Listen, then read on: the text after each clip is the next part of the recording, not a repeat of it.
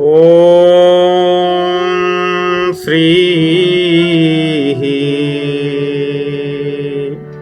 श्री सीतानाथ समारंभां श्री रामानंदार्य मध्यमाम् अस्मदाचार्य पर्यन्तां वंदे श्री गुरु परंपराम्।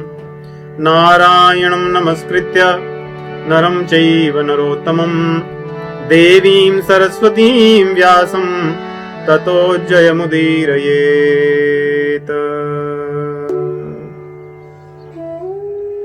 आज का विषय है कि मैं कौन हूं।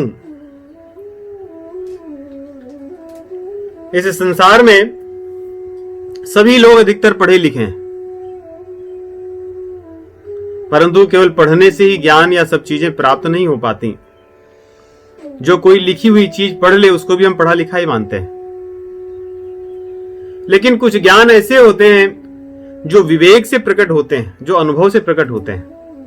उनको पुस्तकों से पढ़कर यथावत नहीं जाना जा सकता, यथावत अनुभव नहीं किया जा सकता। तो यह विषय है कि मैं कौन हूं। जो केवल पढ़ लेने से आ जाए ऐसा संभव नहीं है, परंतु यह प्रश्न है तो बड़ा गूढ़, क्योंकि केवल आज ही नहीं, अनादिकाल से यह प्रश्न जीवों के मन में रहा है। इसीलिए हमारे वैदिक जो वाङ्मय हैं, जो ग्रंथ हैं, उनमें उपनिषदों में भी इसकी चर्चा है कि आप कौन हैं, हम कौन हैं, मैं कौन हूं, मेरा कर्तव्य क्या है, मेरे गुणधर्म क्या है, मेरा स्वरूप क्या है। परंतु सही ज्ञान न होने पर, सही शिक्षा न होने पर, पढ़े लिखे होने के बाद भी हम इस बात को नहीं समझ पाते कि मैं कौन हूं। मनुष्य दुनिया में बहुत सी चीजें जान गया है। जल में कितने प्रकार के जीव जंतु हैं, पृथ्वी पर कौन है, हवा में कौन रहते हैं, क्या खाते हैं, कैसे रहते हैं, कितने प्रकार के तत्व हैं, कौन सी औषधियां हैं, परंतु अपने बारे में जो ज्ञान है वो बहुत कम है इस दुनिया में।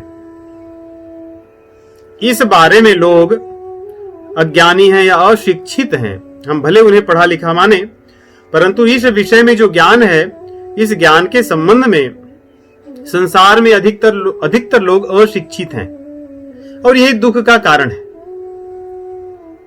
तो स्वाभाविक बात है कि यदि यही दुख का कारण है कि मैं कौन हूं, तो हमें जानना आवश्यक है कि मैं कौन हूं। हम शास्त्रों की दृष्टि से देखेंगे और संसार में व्यवहारिकता या उसके दृष्टि से भी देखेंगे कि हम कौन हैं। क्या हम जो मानते हैं अपने आप को, हम वही हैं या कुछ और है। तो विशेष प्रकार से यदि किसी को पूछा जाए कि आप कौन हैं, तो व्यक्ति अपना नाम बताता है कि मैं अमुक व्यक्ति हूं, मेरा नाम मान लीजिए कि राम है, मेरा नाम श्याम है। इस प्रकार के उत्तर दे देता है व्यक्ति। आप कौन है? मेरा नाम यह है, मैं ये हूं, हां जी मैं ये हूं। कभी कभी व्यक्ति अपने आप को किसी देश से जब जोड़ता है कि हां भाई मैं भारतीय हूं, मैं यूरोपियन हूं, मैं अमेरिकन हूं, इस प्रकार से अपने को मानता है।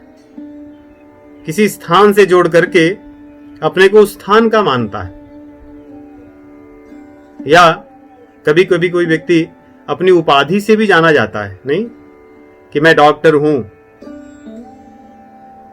मैं राष्ट्रपति हूं, मैं पुलिस हूं। अपनी उपाधियों से, अपने काम से जाना जाता है। और तो और लोग अपने चर्म वर्ण से भी जाने जाते हैं कि चमड़ी का रंग कैसा है, मैं काला हूं, मैं गोरा हूं, मैं भूरा हूं। और इसको विशेष रूप से लोग अपनाते भी हैं। जी प्रश्न उत्तर रहता है ना, कहीं आर यू ब्लैक, व्हाइट और ब्राउन, या इस प्रकार के भी रहते हैं कि आप कौन है, कि हाँ भाई मैं व्हाइट हूं, मैं ब्राउन हूं, मैं ये हूं। इस तरह के भी लोग करते हैं।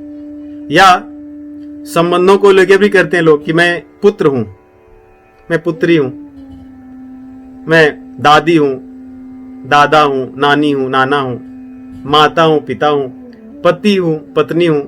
तो आप कौन है, कितनी चीजें आप हैं। और अधिकतर व्यक्ति इन्हीं को अपना मानता है और इन्हीं को मानकर इसी के अनुसार व्यवहार करता है। देखिए, हमारा ध्यान बहुत कम इस पर जाता है कि हम जो अपने को मानते हैं अधिकतर हम काम वैसे ही करते हैं। जैसे कोई व्यक्ति बोलेगा कि मैं गायक हूं, तो जिससे कहेगा गायक हूं वो भी आशा करेगा, अपेक्षा रखेगा कि आप गाएं या आपके कर्म गाने वाले हों। और जो स्वयं को कहेगा कि मैं गायक हूं वो भी कर्म वैसा ही करेगा, गीत गाएगा, कुछ न कुछ तो गाएगा। कोई अपने आप को डॉक्टर बताए तो स्वभावतः उसके कर्म डॉक्टर जैसे ही, डॉक्टर के ही होंगे। इसलिए हम अपने आप को मानते क्या है ये बहुत आवश्यक है। यदि हम अपने आप को न जाने और जो हैं वो छोड़कर बाकी सब चीजें मानते रहें तो हमारा पूरा जीवन ही उसके आसपास घूमेगा। इसलिए हमारे शास्त्र ये बताते हैं कि आप जान तो जाओ कि आप कौन हो, जिससे आप अपने कर्म को उसके अनुसार कीजिए। तो इस प्रकार देखते हैं कि व्यक्ति के पास जो चीजें होती हैं उनको जब वो अपना मानता है तो उसी अनुसार वो अपने आप को जानने लगता है और उसी अनुसार व्यवहार करता है, उसी अनुसार उसके सारे आचरण हो जाते हैं जीवन के। इसलिए नितांत आवश्यक है कि हम कौन हैं। अब ये देखें कि ऐसा लगता है कि मैं शरीर हूं, नहीं, ये तो सभी को लगता है कि सभी के पास शरीर हैं, मनुष्य हो तो और मनुष्य न हो तो।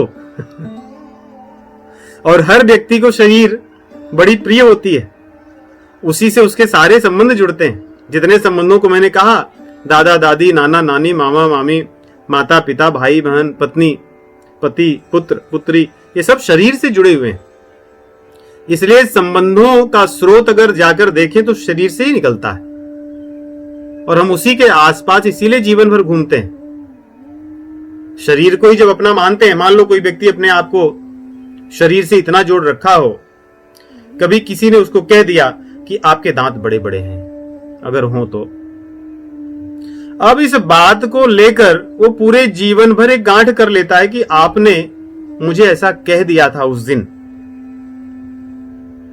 तो देखिए, शरीर को लेकर के भावनाएं अपनी भी और सामने वाले की भी कितनी प्रबल हो सकती हैं। आचरण व्यवहार बदल सकता है, अच्छे और बुरे विचार आ सकते हैं।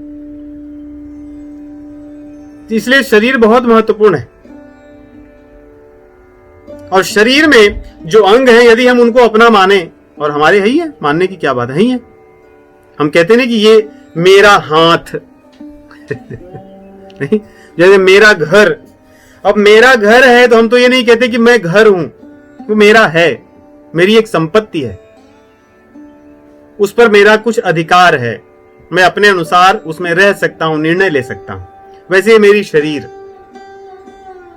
ये मेरी शरीर है। मैं चाहूं तो जैसे इसके भीतर कुछ चीजें भोजन के रूप में भर सकता हूं, नहाऊं न नहाऊं, कैसे कपड़े पहनूं, कैसे चलूं, नहीं, ये हमारे ऊपर है, क्योंकि मेरी है।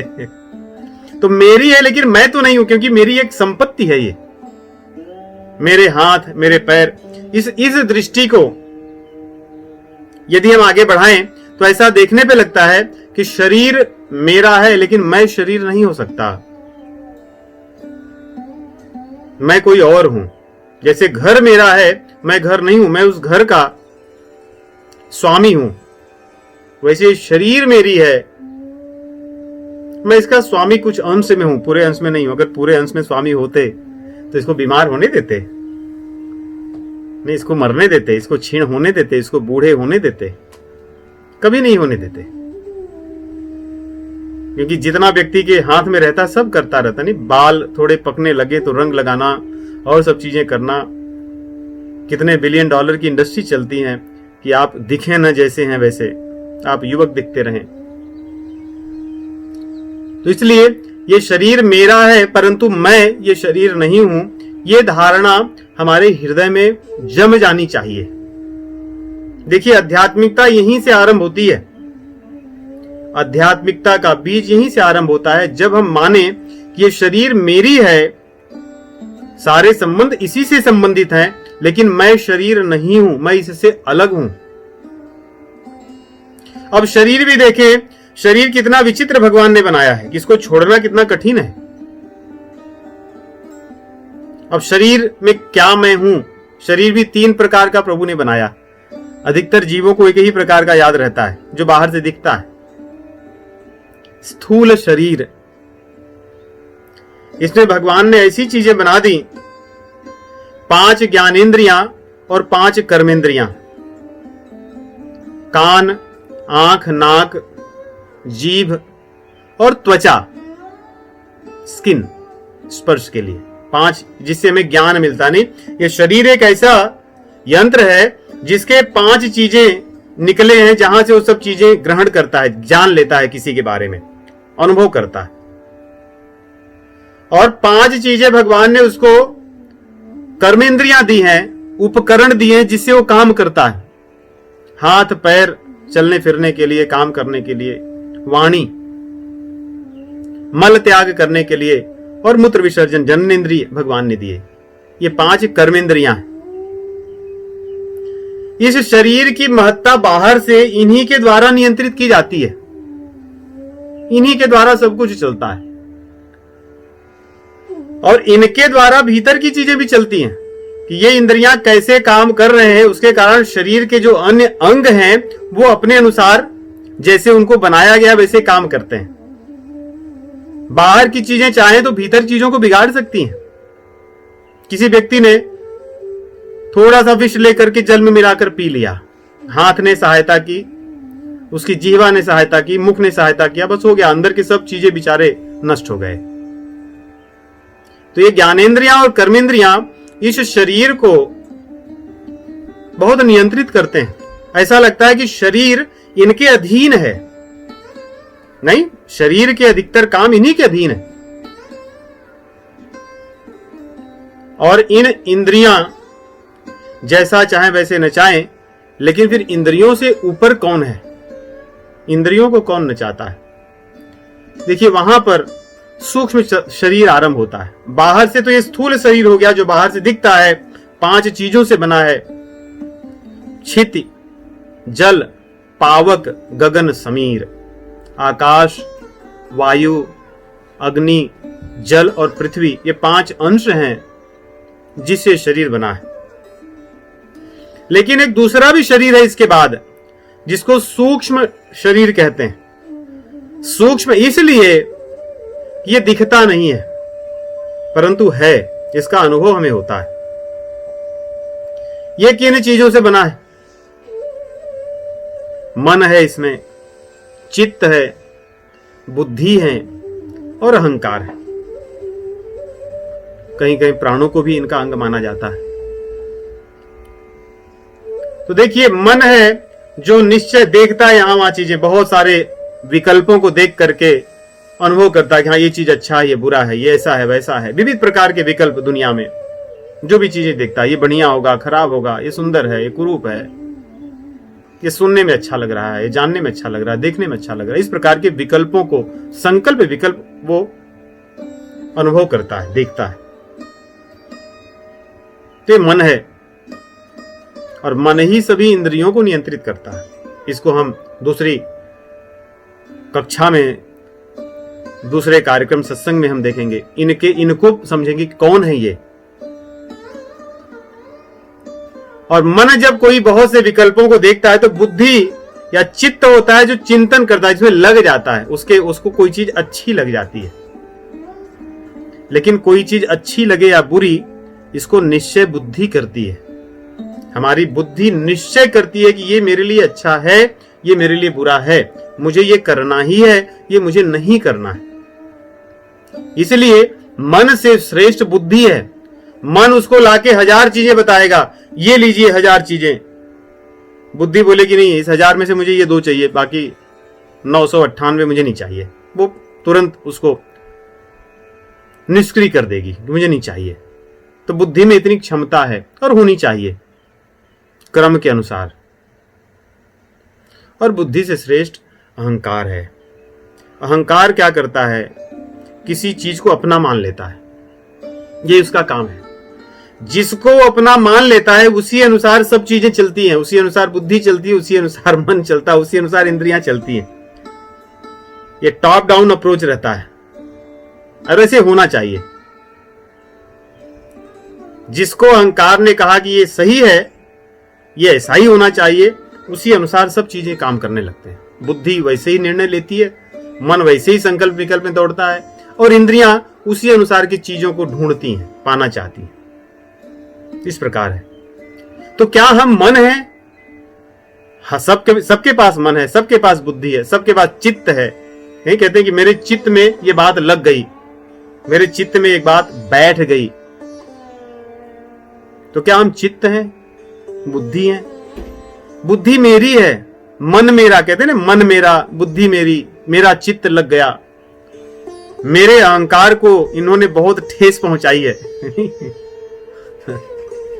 ये सब मेरे हैं, मैं ये नहीं हूं। तो इस प्रकार हम देखें तो जो स्थूल शरीर है वो मेरा है, मैं नहीं हूं। और जो सूक्ष्म शरीर है वो भी मेरा है, मैं नहीं हूं। इसके आगे एक तीसरा शरीर है जिसके बारे में अधिकतर ज्ञान नहीं होता, उसको कारण शरीर कहते हैं। लेकिन समझने में बात समझ जाती है। देखिए, मन के अनुसार इंद्रियां काम करती हैं, बुद्धि के अनुसार मन काम करता है, अहंकार के अनुसार बुद्धि काम करती है, नहीं? तो ये अहंकार किसके अनुसार काम करता है? कैसे वो किसी चीज को अपना मानता है, किस चीज को अपना नहीं मानता है, किस चीज को अपने से एकदम जोड़ लेता है। नहीं होता नहीं ऐसे? कोई व्यक्ति कई बार भाषा को लेकर ही उसको अहंकार हो जाता है। जिस स्थान पे वो जन्म लेता है उस स्थान को लेकर ही उसको अहंकार हो जाता है। जिस कुल में जन्म लेता है उस कुल को लेकर अहंकार हो जाता है। तो ये कहां से आता है? ये कौन संचालित करता है? यहीं पे ये कारण शरीर है। कारण शरीर अर्थात अज्ञानता का शरीर, जो हमें पता नहीं है और अज्ञानता के कारण जिसने कुछ चीजों को अपना मान रखा है उसी अनुसार अहंकार चलता है। उसी को सामान्य भाषा में आप समझ लीजिए, जिसको संस्कार कहते हैं, स्वभाव कहते हैं, आदतें कहते हैं, लत कहते हैं, जो जल्दी नहीं छूटती। नहीं, ये जल्दी छूटने वाली, इन्हीं को समझ लीजिए आप। यही कारण शरीर है। इसी स्वभाव के कारण व्यक्ति बार बार आता जाता रहता है संसार में। और ये जो बाहरी शरीर है, जब ये छूट जाता है, नष्ट हो जाता है, तो सूक्ष्म शरीर और कारण शरीर ये दोनों रहते हैं, ये नष्ट नहीं होते। क्योंकि ये अगर नष्ट हो जाए उसी को मोक्ष कहा जाता है, तो व्यक्ति मुक्त हो गए। और सारी आध्यात्मिक जो क्रियाएं करते हैं वे इन्हीं को छोड़ने के लिए करते हैं कि हमारा सूक्ष्म शरीर भी नष्ट हो जाए, जैसे स्थूल शरीर नष्ट होता है, हमारा कारण शरीर भी नष्ट हो जाए जैसे स्थूल शरीर नष्ट होता है। तो इस प्रकार ये ऐसे हैं। तो हम न तो जैसे स्थूल शरीर मेरा है लेकिन मैं नहीं हूं, सूक्ष्म शरीर मेरा है लेकिन मैं नहीं हूं। हो सकता है कि हम अनुभव न कर पाए कि कारण शरीर मेरा है, मैं कारण शरीर नहीं हूं। लेकिन इसी न्याय को यदि आप आगे सोचेंगे, जैसे हमने अनुमान प्रमाण से देखा था, यदि कोई चीज हम देखते हैं कि संसार में जो चीजें बनती हैं नष्ट हो जाती हैं, कोई 1 साल में, कोई 2 साल में, कोई 50 साल में, कोई 100 साल में, तो जो चीजें आज हैं हो सकता है 1000 साल बाद नष्ट हो, अनुमान है। वैसे ही यदि स्थूल शरीर मेरा नहीं, सूक्ष्म शरीर मेरा नहीं, तो उसी प्रमाण से, अनुमान प्रमाण से, भले में ज्ञान न हो, ये अज्ञ शरीर, कारण शरीर भी मेरा नहीं है, मैं नहीं हूं, ये मेरा है और ये नष्ट हो जाएगा जब भगवान के पास जाएंगे। तो इस प्रकार हम कौन है फिर? जब सब कुछ मेरा है तो मैं कौन हूं? हमारे शास्त्रों में इसके बारे में बड़ी विस्तार से चर्चा है कि आप कौन हो, और इसका अनुभव कराने के लिए बड़े दृष्टांत भी दिए। देखिए, जो वैज्ञानिक जगत है, साइंटिस्ट हैं, उन्होंने भी बहुत से रिसर्च किए हैं, बहुत से एक्सपेरिमेंट किए हैं, क्योंकि उन्हें भी लगता है कि जीव है, अचानक सब कुछ काम करता रहता, फिर एक दिन इस शरीर तो यहीं रह जाती है। अगर ये शरीर ही होता, जो मनुष्य था या जो जीव था, तो फिर शरीर जब उसमें से कुछ ऐसी चीज तो है जो निकल जाती, तो शरीर तो वही रहता है, लेकिन वो कुछ कर नहीं पाता, न किसी की प्रतिक्रिया करता है, न उसको कष्ट होता है, न उसको पीड़ा होती है, तो क्या है। तो वैज्ञानिकों ने भी बड़े रिसर्च किए हैं, लेकिन कभी किसी को पता ही नहीं चला कि कौन है। कोई तो एक ऐसा है, इतना सूक्ष्म होगा, इतना श्रेष्ठ होगा कि जिसको सामान्य ढंग से हम नाप ही नहीं सकते, पता नहीं लगा सकते। और भगवान श्री रामचंद्र जी श्री रामचरितमानस में ऐसी ही बात आती है कि जब बाली का वध होता है तो उसकी पत्नी जो तारा थी बड़ी व्याकुल हो जाती है, और ऐसी व्याकुल होकर के, दुखी होकर रोती हैं कि भगवान सोचते हैं मैं क्या करूं। लोग समझाते हैं लेकिन उनको समझ में नहीं आता, तो भगवान स्वयं समझाते हैं, भगवान उसको ज्ञान देते हैं। और भगवान उसमें कहते हैं कि जिस शरीर के लिए तुम रो रही हो तो वहीं पड़ा है, वो तो कहीं, शरीर तो ऐसा नहीं कहीं चली गई। अगर वो मर गए तो शरीर भी चली जाती, शरीर तो वहीं पड़ी है। तो शरीर को लेकर जब तुम्हारा विलाप है तो शरीर है, उसको ले लो, प्रसन्न हो जाओ, रोना नहीं चाहिए तुम्हें। और उसको ज्ञान देते हैं कि ये शरीर जो है वो पंच तत्वों का बना है, पृथ्वी से, जल से, अग्नि से, वायु से, आकाश से, इन पंच तत्वों का बना हुआ है, और ये नष्ट होना ही है। लेकिन जिसके लिए तुम रो रही हो वो कभी विनाश नहीं होता, उसका कभी नाश नहीं होता, वो तो वैसे ही रहता है। तो वो वैसे ही, वो कौन है?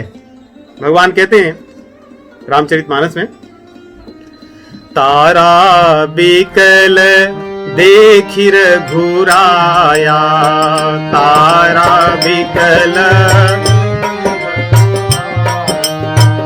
दीन ज्ञान हरि लीन्ही माया।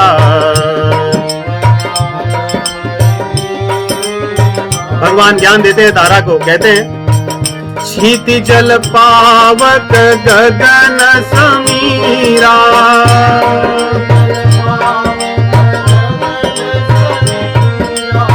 पंचरचित अति अधम शरीरा।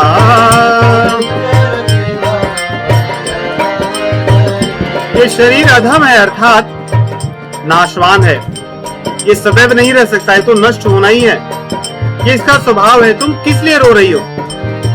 अगर शरीर के लिए रो रही हो तो साक्षात पड़ा है, ले लीजिए, आप प्रसन्न हो जाइए।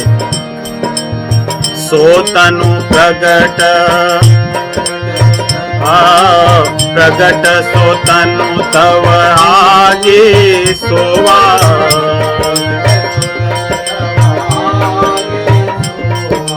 यदि आप शरीर के लिए नहीं रो रही हो तो जो आत्मा है वो सदैव रहने वाली है, उसका कभी विनाश नहीं होता, इसलिए तुम्हें नहीं रोना चाहिए।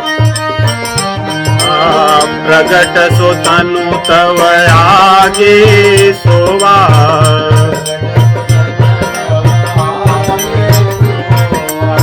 जीव नित्य कही लगी तुम रोवा।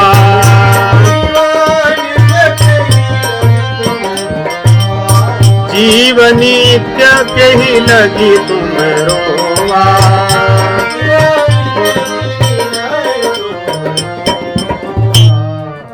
जीव नित्य के ही लगी तुम रोवा। तो वहां भगवान कहते हैं कि जो हम हैं, मैं हूं, मैं नित्य रहने वाला हूं, क्योंकि मैं न तो कारण शरीर हूं, न तो सूक्ष्म शरीर हूं, न तो स्थूल शरीर हूं, मैं इसके बाद की बात हूं। यही चीज भगवान भगवत गीता में कहते हैं, 3 अध्याय के 42वें श्लोक में कहते हैं, जो इंद्रियां हैं इस शरीर से श्रेष्ठ हैं, जो मन है इन इंद्रियों से श्रेष्ठ है, जो बुद्धि है इस मन से श्रेष्ठ है, और वो अर्थात आत्मा, वो परमात्मा इन बुद्धि से भी श्रेष्ठ है। इंद्रियाणि पराण्याहु इंद्रियेभ्यः परम मनः मनसस्तु परा बुद्धिः यो बुद्धेः परतस्तु सः। वो बुद्धि से परे है, अहंकार से परे है, कारण शरीर से वो परे है, तो वो कौन है? उसी को साइंटिस्ट लोग, वैज्ञानिक लोग प्रयास करने, जानने का प्रयास किए।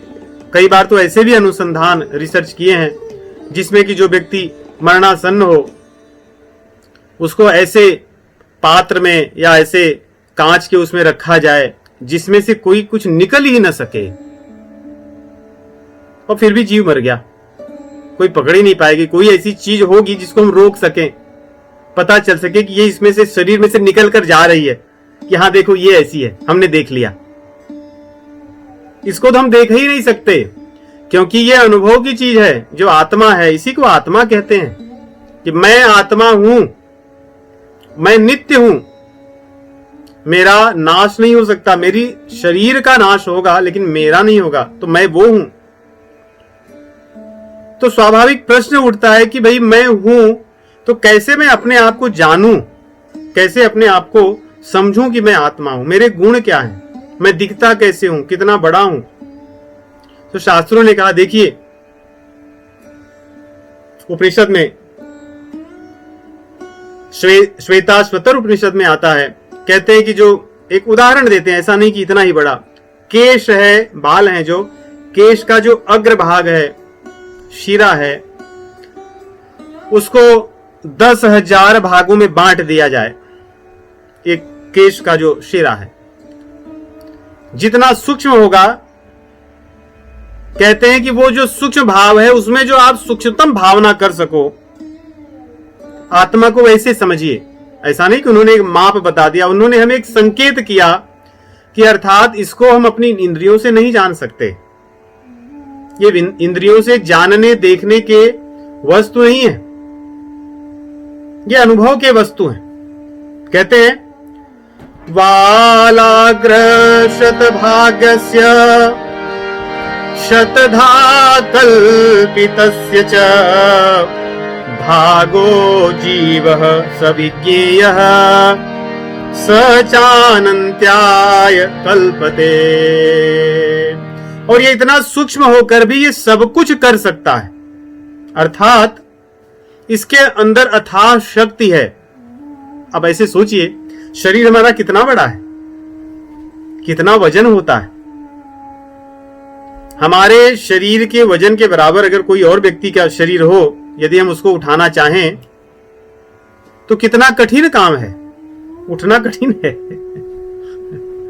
लेकिन ये शरीर उठता है, चलता है, फिरता है, दौड़ता है, कूदता है। वो आत्मा के रहने पर ही, जैसे उसमें से वो सूक्ष्मतम जो अचिंतनीय आत्मा है उसमें से निकल जाती है, तो ये शरीर इतना भारी, शरीर कोई उठा ही नहीं पाता। अकेला व्यक्ति उठाने के लिए 4 लोग लगते हैं। कितनी शक्तिशाली वो आत्मा है कि उसके केवल उपस्थिति से सब चीजें चलती हो। सोचिए, हाथी जैसा शरीर हो किसी का, जल में रहने वाले गेंडे हों, जो शार्क मछलियां हैं, कितने विशाल उनके शरीर हैं। इतने विशाल शरीर को हिलाने डुलाने के लिए, ले जाने के लिए क्रेन की आवश्यकता पड़ती है। लेकिन वो एक सूक्ष्म आत्मा जो दिखती नहीं है हमें निरीह आंखों से, वो आत्मा जब तक वहां पे रहती है, वो बड़ा जीव इतने शरीर वाला दौड़ता, धूपता, कूदता है, फांदता है। उसकी शक्ति कितनी अचिंतनीय है, सामान्य शक्ति नहीं हो सकती। तो ये आत्मा की शक्ति का हम अनुभव कर सकते हैं, जान सकते हैं कि आत्मा है कैसी।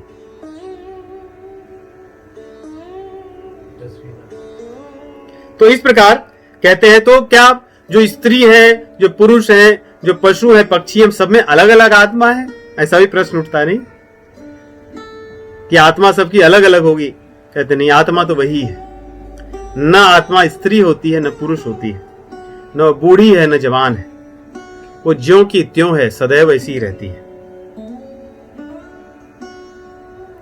श्वेतोश्वतर उपनिषद में कहते हैं, श्वेताश्वतर उपनिषद में, नैव स्त्री न पुमानेश न चैवायं नपुंसकः यद यच्छरी मादत्ते तेन तेन स युज्यते। जिस जिस शरीर में आत्मा चले जाता है उस शरीर के जो गुणधर्म है उसके अनुसार वो सोचने लगता है, काम करने लगता है। पक्षी के शरीर में रहने पर उस शरीर को लेकर उड़ता है, मछली के शरीर में रहने पर जल में तैरता फांदता है, और पृथ्वी पर किसी जीव जंतु में हो उसके अनुसार चलता है। गधे में चले जाए तो गधे के अनुसार उसका व्यवहार हो जाता है, और मनुष्य में रहे तो मनुष्य के अनुसार। और मनुष्यों में भी स्त्री के शरीर में हो तो स्त्री जैसी सोच विचार, पुरुष के शरीर में हो तो पुरुष जैसे सोच विचार। तो इस प्रकार ये जिस शरीर में होता है, यद यद शरीरम आदत्ते तेन तेन स युज्यते, उस शरीर के साथ वैसे जुड़ जाता है, वैसे उसमें वो लग जाता है। और देखिए कई उदाहरण ऐसे हैं जिससे हमें अनुभव होता है कि हम शरीर नहीं है। नहीं, जैसे कभी कभी हम सोकर उठते हैं, सो जाते हैं तो हमारी इंद्रियां तो शांत हो जाती हैं, तो फिर सोकर उठने के बाद हमें कैसे पता चलता है कि अच्छी नींद आई या खराब नींद आई, या आज मैं सो नहीं पाया, या कहते हैं कि आज नींद में बहुत अच्छा लगा। ये कौन अनुभव करता है, कौन बताता है? दूसरी चीज यदि हम ऐसे देखें कि कभी हम जब स्वप्न देखते हैं तो शरीर की जो अवस्था होती है उसी अवस्था के अनुसार हम स्वप्न में होते हैं। बचपन में जो हमने स्वप्न देखे उसमें ऐसे नहीं देखे कि मैं बूढ़ा हो गया हूं। उसमें जो स्वप्न देखते हैं वो बचपने के ही स्वप्न देखते हैं, और युवावस्था में जो स्वप्न आते हैं उसमें हम अपने आप को युवक रूप में ही देखते हैं, और बुढ़ापे में स्वप्न आने पर वृद्धावस्था में ही अपने आप को देखते हैं।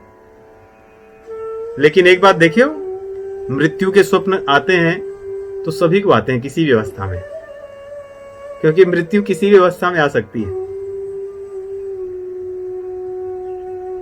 इससे भी अनुभव होता है कि यदि कोई व्यक्ति सो जाए या स्वप्न में चला जाए तो ये कुछ चीजें कैसे होती हैं, कौन करता है, कौन बताता है। दूसरा, अगर हम सोचें, जब भी हम अपने बारे में सोचते हैं, अपने बारे में चिंतन करें, तो कभी किसी को लगता है कि मैं बूढ़ा हूं या मैं जवान हूं, उसको वो अपने आप को एक रूप में सदैव देखता है।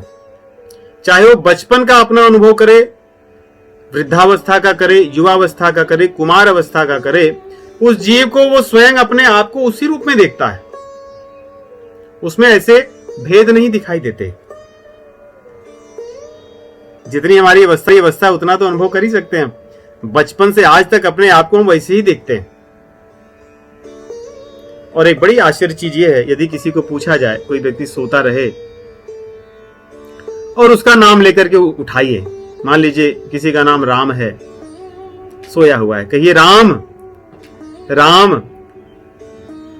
अगर 3 व्यक्ति सोए हैं, उत्तर राम ही देगा। तो बताइए कौन सुना, सुन करके वो उठा या उठ करके सुना?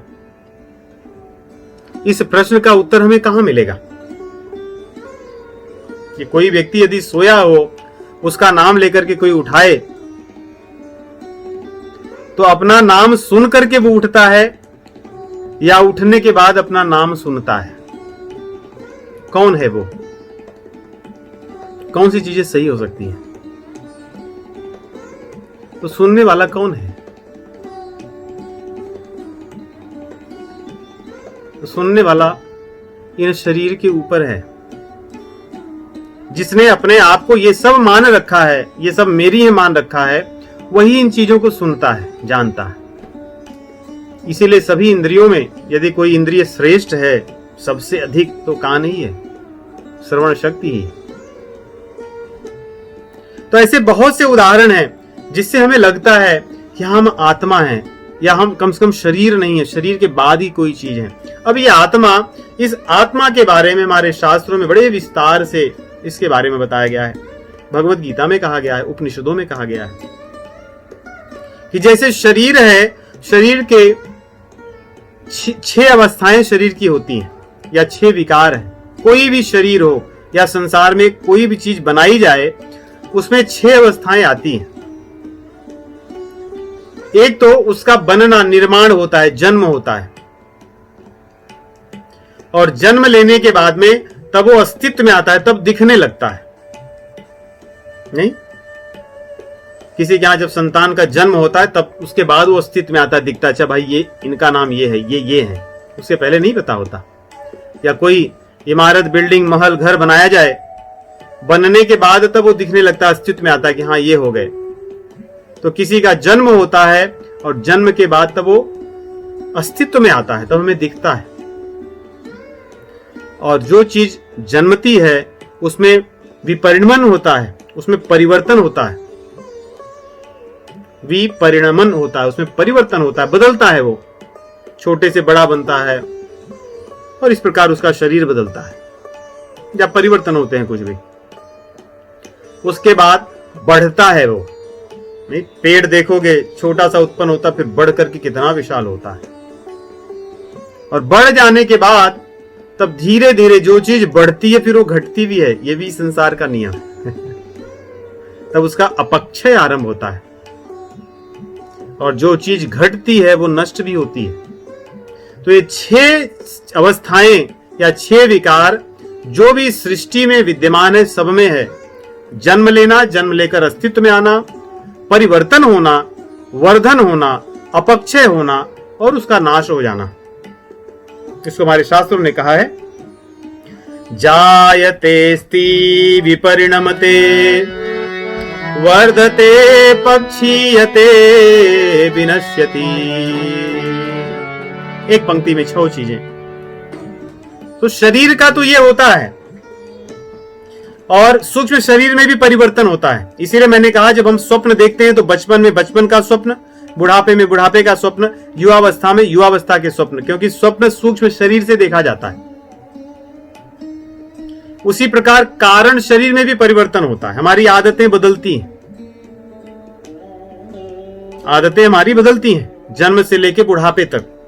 तो इस प्रकार कारण शरीर में भी परिवर्तन दिखता है, परंतु आत्मा ज्यों की त्यों रहती है, उसमें परिवर्तन नहीं होता, परिवर्तन हो ही नहीं सकता। इसलिए भगवान भगवत गीता में आत्मा के बारे में बताते हैं कि आत्मा क्या है, इसके गुण क्या है। क्या ये भी जन्म लेती है? क्या ये भी जन्म लेकर अस्तित्व में आती है? अस्तित्व में आने के बाद में क्या इसमें भी परिवर्तन होता है? इसमें भी वर्धन होता है, इसमें भी अपक्षय होता है, इसका भी विनाश होता है? नहीं, इसका कुछ नहीं होता। इसलिए दूसरे अध्याय में भगवान कहते हैं, न जायते म्रियते वा कदाचिन नायं भूत्वा भविता वा न भूयः अजो नित्यः शाश्वतोऽयं पुराणो न हन्यते हन्यमाने शरीरे। शरीरे, इस शरीर में जो आत्मा है, न जायते, उसका जन्म नहीं होता, और म्रियते, वो कभी मरती भी नहीं। न अयम भूत्वा भविता वान भूयः, ऐसा नहीं कि पैदा होकर फिर वो अस्तित्व में आती है, वो सदैव रहती है। तो 3 गुण भगवान यही बता दिए कि न उसका जन्म होता है, न उसका मरण होता है, न उसका अस्तित्व में आना जन्मने के बाद होता है।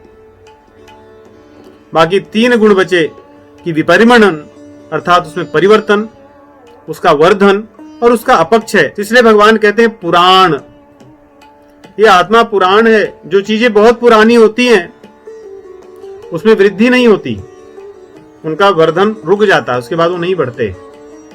और नित्य है आत्मा, नित्य है, इसलिए इसके अंदर कभी अपक्षय, इसकी कमी नहीं होती, इसमें कोई चीज घटने नहीं लगता, क्योंकि ज्यों का त्यों सदैव रहता है और शाश्वत है। शाश्वत होने के कारण इसके अंदर कोई परिवर्तन नहीं होता, अर्थात ज्यों की त्यों सदैव बनी रहती है। इसीलिए हमारे सनातन धर्म को शाश्वत धर्म कहते हैं। कोई ये नहीं कह सकता कि ये धर्म फला व्यक्ति ने इस वर्ष आरंभ किया था, इसलिए इस धर्म में परिवर्तन नहीं होता। ज्यों का त्यों यह शाश्वत सनातन धर्म है, भगवत प्रदत्त है, भगवान ही इसके आधार है। तो इस प्रकार जो आत्मा है इसका जन्म मरण नहीं होता, इसके अंदर परिवर्तन नहीं होता है, नित्य रहती है, सनातन है, शाश्वत है, ये पुराण है। इसमें किसी प्रकार की वृद्धि कमी घटी नहीं होती कि आज इतनी थी कल इतनी हो जाएगी फिर कम हो जाएगी, आज इसकी शक्ति ऐसी थी फिर कल वो थोड़ी कमजोर हो जाएगी, ऐसा कुछ नहीं, ज्यों के त्यों सदैव रहती है। और इसको किसी भी चीज से मारा नहीं जा सकता। संसार में जो चीजें नष्ट होती हैं, अधिकतर जो 5 तत्व हैं, क्षिति जल पावक गगन समीर, इन्हीं से होता है इनका नाश। इसलिए भगवान भगवद गीता में कहते हैं कि नयनम छिन्दन्ति शस्त्राणि नयनम दहति पावकः न चैनम क्लेदयन्त्यापो न शोषयति मारुतः। अग्नि, वायु, जल, पृथ्वी के बने शस्त्र कोई इसको नष्ट नहीं कर सकते, अर्थात ये नाशवान है ही नहीं, इसको कोई नहीं कर सकता। तो फिर जीव जो है वे शरीर में आता जाता है, क्या है फिर? तो जो आत्मा है ये केवल आती जाती रहती है, इसका ही आगमन होता है। ऐसा लगता है जो जीवात्मा एक शरीर छोड़ के दूसरे में जाता है और आता है। इसीलिए कोई किसी भी धर्म का, किसी भी देश का, किसी भी संप्रदाय का, किसी भी भाषा का व्यक्ति क्यों न हो, अगर देखेंगे तो एक कहावत जरूर सबकी रहती है कि वो चले गए। नहीं, कहां चले गए? मतलब शरीर यही है, उसको छोड़कर चले गए। अंग्रेजी में भी कहते हैं ना कि passed away, he left, she left, छोड़ करके कहीं चले गए। भले ज्ञान उतना न हो, लेकिन संस्कारवश जीवात्मा को पता रहता है कि ये शरीर छोड़कर वो चले गए हैं कहीं, फिर लौटेंगे या कहीं जाएंगे, कहीं चले गए। इस प्रकार का ज्ञान तो रहता है सभी को।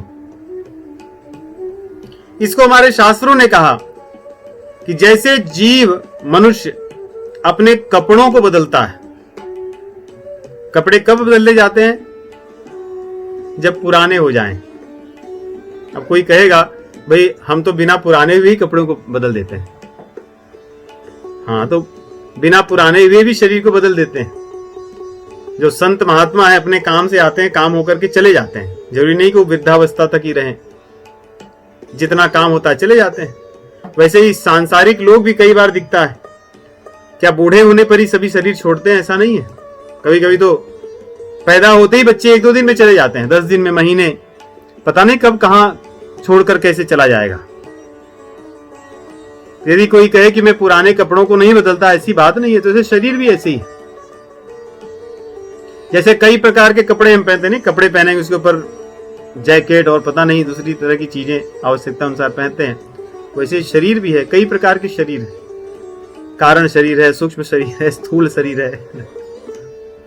इसको ही भगवान कहते हैं कि जिस प्रकार कपड़े पुराने हो जाने पर इन कपड़ों को छोड़ दिया जाता है और नए कपड़े धारण किए जाते हैं, वैसे ही आत्मा है। आत्मा शरीर को केवल धारण करती है, शरीर है नहीं। क्यों धारण करती है, ये सब अलग विषय है, उसको हम आने वाले अपने कार्यक्रमों में देखेंगे। लेकिन भगवान कहते हैं ये कपड़ों को धारण करने के समान शरीर को धारण करती है। वासांसि जीर्णानि यथा विहाय नवानि गृह्णाति नरोपराणि तथा शरीराणि विहाय जीर्णानि अन्यानि संयाति नवानि देहि। नए नए शरीर को धारण करता है। बहुवचन है, सब प्रयोग किए हैं भगवान। इसमें हम चर्चा कर सकते हैं। भगवान बहुवचन कह रहे हैं, बहुत शरीरों को धारण करता है। हाँ, बहुत शरीरों को धारण करता है, एक कोई नहीं। जैसे व्यक्ति बहुत से कपड़े रखता है, वैसे जीवात्मा भी शरीरों को बदलती रहती है और उन शरीरों में आनंद लेती रहती है, जिसको जैसा, जिसके जैसे कर्म है, जिसके जैसे स्वभाव है। जिस शरीर में जाएगी, कुत्ते के शरीर में जाएगी, उसके जैसे स्वभाव होता है उसका। गऊ के शरीर में जाने पर गऊ जैसा व्यवहार हो जाता है। मनुष्य में भी ऐसे ही होता है। किस कुल में, किस परंपरा में, किस देश में, किस भाषा में, किस स्थान पर जन्म लिया, उसके अनुसार वैसे होने लगती हैं चीजें, व्यवहार। यही कारण शरीर कराता है। लेकिन भगवान कहते हैं कि जिसको आत्मा का ज्ञान हो जाता है, जो आत्मा को यथावत जानता है, फिर वो इस शरीर के नष्ट हो जाने पर शोक नहीं करता, उसको पता रहता है। जैसे पुराने कपड़े बदल देने पर कोई व्यक्ति रोता नहीं, विलाप नहीं करता, अरे मेरे कपड़े, बल्कि नए कपड़े धारण करने की प्रसन्नता की अनुभूति होती है।